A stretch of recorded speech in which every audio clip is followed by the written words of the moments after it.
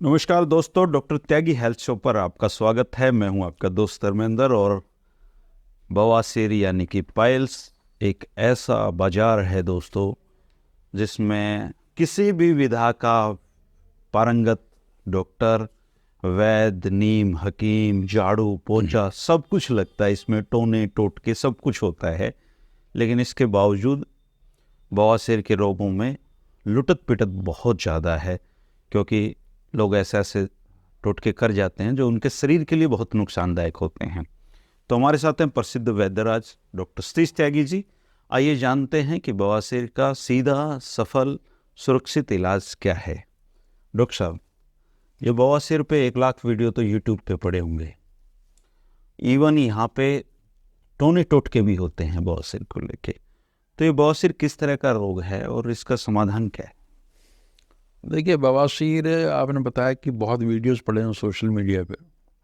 मैं तो उस दौर की बात कर रहा हूँ जब सोशल मीडिया नहीं था। उत्तर भारत में आप देखें, छोटे छोटे कस्बों में, शहरों में एक बंगाली क्लिनिक होते थे। हाँ, आज भी।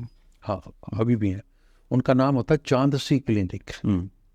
और बंगाली डॉक्टर या बंगाली क्लिनिक थे, वो इस काम के लिए मशहूर थे कि वहाँ बवासीर और भगंदर, फिसर का इलाज होता है। हाँ, यानी जो एनोरेक्टल डिजीज़ है, इनका इलाज होता है।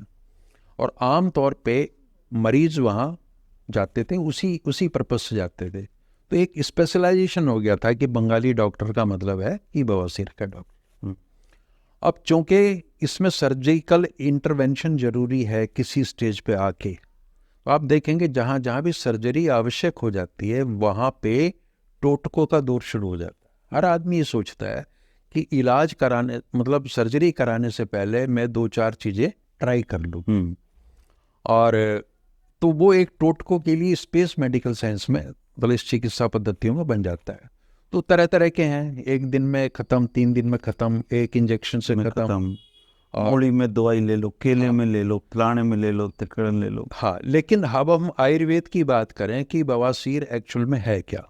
तो बवासीर को आयुर्वेद में त्रिदोषज माना गया कि वायु, पित्त और कफ, तीनों का दोष इसमें प्रकोपित हो जाता है। उससे ये त्रिदोषज होते हैं। मतलब किसी एक दोष के कारण नहीं, तीनों दोषों के कारण इस तरह की चीज़ें बन जाती हैं। तो उसमें अगर आप देखेंगे, अगर वायु और कफ की प्रधानता है तो वो शुष्क अर्श कहलाएगा। यानी जिसे मत्स्य वाली, जिसको बोलते हैं ना कि माशांकुर होते हैं, जो थोड़ी सी बर्ड्स सी निकल आती हैं, मत्स्य मत्स्य हो जाते हैं वो तो होती है वात और इसके कफ की प्रधानता से। और एक है रक्त पित्त की प्रधानता से। रक्त की और पित्त की प्रधानता है तो वो ऐसी बवासीर होगी जिसमें खून आएगा, खूनी बवासीर के। तो 2 तरह की मेनली लोग जानते हैं और होती है कि एक मस्से वाली बवासीर और एक खूनी बवासीर। तो आयुर्वेद मैंने आपको बता दिया कि वात पित्त कफ तीनों के उससे होती है।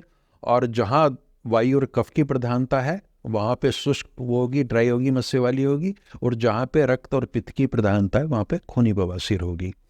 अब होगी बवासीर हो ही ना, चूँकि सबको तो नहीं होती। तो उसके लिए अगर आप कारण की चिकित्सा कर लेंगे तो बहुत संभावना इस बात की है कि आपको बवासीर जैसी चीज़ होगी नहीं। यहाँ सबसे पहले हमें ये समझ लें कि बवासीर है क्या। कि जो एनोरेक्टल रीजन है, मलद्वार है, वहाँ पे वेन्स होती हैं छोटी छोटी। आपने देखा होगा ना, जैसे पैरों की नसें फूल जाती हैं, वेरिकोज वेन्स बोलते हैं उनके। और या जैसे जो जिम्नास्टिक करते हैं वहाँ पे भी आपकी वेन्स वगैरह दिखने लगती हैं। तो उनमें क्या होता है, वो फूल जाएंगे और रक्त का फ्लो, ब्लड का बना रहता है। तो वो फूलने के बाद में या तो वो मस्से में कन्वर्ट हो जाएगी या वहाँ से ब्लीडिंग होनी शुरू हो जाएगी। तो एनोरेक्टल रीजन में जब इस तरह की दिक्कतें होती हैं तो उन्हें हम हेमोराइड्स, पाइल्स या बवासीर का नाम देते हैं। अब इसके होने की वजह क्या है? तो इसमें एक तो पोस्चर का बड़ा रोल है। अगर किसी का लगातार जॉब ये है कि वो बैठने का है, जैसे ड्राइवर्स हैं या कंडक्टर हैं, बैठे रहता वो लगातार बैठे रहेंगे। या स्टैंडिंग का है किसी का जॉब, ट्रैफिक पुलिस के लोग हैं, इस तरह के लोग हैं, या स्टैंडिंग का, तो पोस्चर का इसमें बहुत फर्क पड़ता है, क्योंकि उस एनोरेक्टल रीजन की वेन्स पे एक प्रेशर बना रहता है। दूसरा है कब्ज, कॉन्स्टिपेशन, इसका बहुत बड़ा कारण है। तो अगर आप कब्ज नहीं होने देंगे, कब्ज होगा तो क्या होगा कि वो जो आपका स्टूल है वो हार्ड होगा और उसको इवैक्यूएट करने में आपको बहुत दिक्कत आएगी। उकड़े होकर बैठेंगे आप, प्रेशर लगाएंगे तो वो भी उस वेन्स पे एक असर पड़ता है, उससे भी बवासीर होने के चांसेस हैं।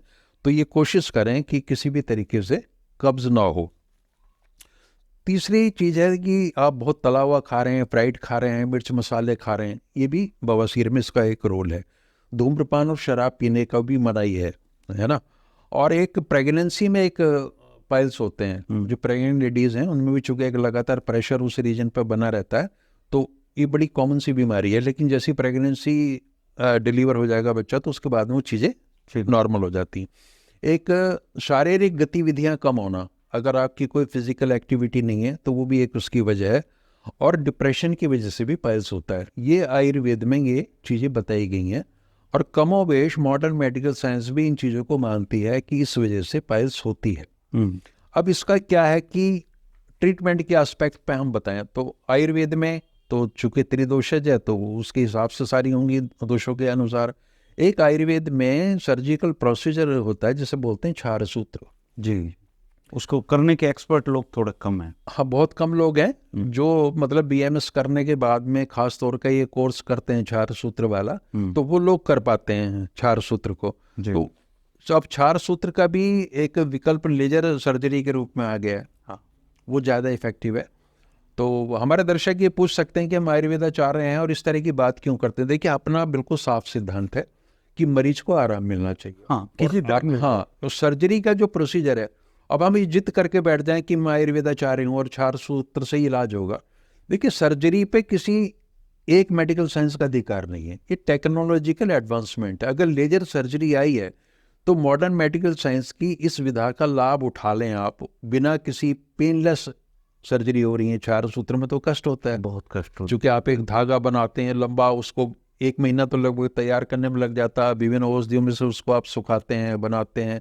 तो वो एक था, एक दौर में सफल था, आज भी सफल है अगर लोग कराना चाहें। लेकिन अगर पेनलेस करवा सकते हैं तो लेकिन आज लेजर सर्जरी का विकल्प आपके पास अगर है तो मैं उसके विरोध में नहीं हूँ।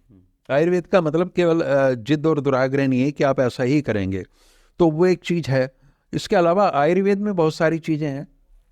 एक अर्शकल्प बटी है जो रात को लेनी होती है, एक गोली, ऑपरेशन से पहले ये आजमा सकते हैं। हाँ, ये कर सकते हैं। एक सिट्स बात एक प्रक्रिया होती है, 10 मिनट आपको गुनगुने से पानी में बैठना होता है। अच्छा। तो एक कांकायन बटी बड़ी मशहूर गोली है, कांकायन बटी, जो इसमें अर्श में और इसमें काम आती है। त्रिफला और गूगल का बहुत प्रयोग है। और गर्म दूध गाय का लें और उसमें आधा चम्मच घी डाल लें, ये आप अगर रात को ले रहे हैं तो ये बवासीर में उपयोगी है। तो और उसके पीछे लॉजिक यही है कि आपको कब्ज नहीं होगा, स्टूल आराम से पास हो जाएगा। और जो छाछ हम आम घरों में देखते हैं, जो मट्ठा पीते हैं, छाछ पीते हैं, ये भी बड़ा उपयोगी है। इसके अलावा कुछ चीज़ें हैं, जैसे शकरकंद है, आजकल है भी इस सीजन में, या जिमीकंद जिसको बोलते हैं। एक एवाकाडो है, थोड़ा सा नया फल है भारत में अभी। केला है, पपीता है, जामुन है, ये सारी चीज़ें इनको बवासीर में उपयोगी हैं। और इसमें एक यंत्र आता है प्रोक्टोस्कोप, जिससे डॉक्टर्स आजकल के देखते हैं। तो उसमें जैसे घड़ी के आकार का होता है ना, 3, 6, 9, 12 बजते हैं, इसी तरीके से वहाँ हम ये तय करते हैं कि अगर 6 या 12 नंबर पे पेन है बहुत ज़्यादा, तो उसका ट्रीटमेंट हम ये मान के चलते हैं कि बहुत सीवियर स्थिति है। और अगर 3 और 6 पे है तो उसको हम माइल्ड मान के चलते हैं, तो उसमें उतनी बड़ी इमरजेंसी की जरूरत नहीं होती। और पूरा ये 6 इंच की क्षेत्र है जिसमें ये सारी की सारी चीज़ें होती हैं। बवासीर और फिस्टुला भगंदर। बवासीर और फिस्टुला का मैं थोड़ा अंतर बता दूं आपको कि बवासीर में तो जैसे मस्से होते हैं, फिस्टुला में क्या होता है कि कोई एक कैनाल टाइप बन जाती है, नली टाइप बन जाती है, जिसमें से ब्लीडिंग या पस हमेशा निकलता रहता है। मतलब एक द्वार है इंटरनल जिससे आपकी चीज़ें निकलती हैं, ब्लड और पस, और दूसरी साइड से निकलता है। तो फिस्टुला और बवासीर में हमें अंतर करना होगा। तो आजकल एनोरेक्टल सर्जन भी हैं जो पूरे विधि विधान से आपको बता देंगे कि ये क्या स्थिति है। तो इसका जितना इलाज आयुर्वेद में तो एक परंपरागत इलाज है, क्षार सूत्र वगैरह, लेकिन मॉडर्न मेडिकल साइंस में भी आज की तारीख में उसके बहुत अच्छे इलाज उपलब्ध हैं। तो बेहतर भी है। बेहतर ये नहीं है सर कि आप किसी नौसिखिए के फंसने की बजाय या तो किसी अच्छे आयुर्वेदाचार्य के पास जाएं या किसी अच्छे सर्जन के पास जाएं। बिल्कुल बिल्कुल। देखिए, आयुर्वेदाचार्य से आप मिल लेंगे तो अगर उसके एक एथिकल प्रैक्टिस वो करता है तो आपको बता देगा क्या सिचुएशन है। और मॉडर्न मेडिकल साइंस की इसमें शरण लेना कोई बहुत बुरी बात नहीं है। इसका इस्तेमाल किया जा सकता है, बजाय इसके कि आप टोटकेबाजी में या लुटते रहें अपने आप को। तो उससे बेहतर ये है कि आप आजकल दर्द भी तो सहते हैं फिर आप। एनोरेक्टल सर्जन से आप मिलिए या आयुर्वेद आचार्य से मिलिए, और जो लेजर सर्जरी जैसे विकल्प हैं उनका पूरा लाभ उठाना चाहिए। मेन आप कर क्या सकते हैं कि कॉन्स्टिपेशन, कब्ज ना होने दे बिल्कुल। और दूसरे, अगर आपका सिटिंग स्टैंडिंग का जॉब है तो उसमें आप ये थोड़ा बना लें कि आप घंटा भर बैठे हैं तो 15-20 मिनट के लिए आप थोड़ा चल फिर लें, और सिट्स बाथ ले लें। ये जरूरी है कि एक टब में आप गर्म पानी लें, हल्का सा गर्म पानी, और उसमें बैठ जाएं 10 मिनट के लिए। वो उपयोगी है। फाइबर वाला फूड खाएं, ज़्यादा से ज़्यादा पानी पिएं ताकि कब्ज ना हो, तो आप बवासीर से बच भी सकते हैं आराम से। कब्ज को लेके वैद्यराज जी से बात करके मैंने 2 वीडियो बनाए थे। एक पूरा कब्ज के पूरे विज्ञान के ऊपर है कि कब्ज होता क्यों है, और एक वीडियो कब्ज के लेके एक वैद्य जी का चूर्ण है जिसको आप घर पे आसानी से बना सकते हैं, उसका वीडियो भी बना रखा है। दोनों के लिंक मैं वीडियो के लास्ट में और डिस्क्रिप्शन में भी डाल दूंगा। आप उस चूर्ण को बनाएं घर पे, आपको कब्ज में बहुत आराम मिलेगा, आपको कब्ज नहीं होगी, आप स्वस्थ हो जाएंगे। और आपने बहुत अच्छी जानकारियाँ दी वैद्य जी, आपका बहुत बहुत आभार है।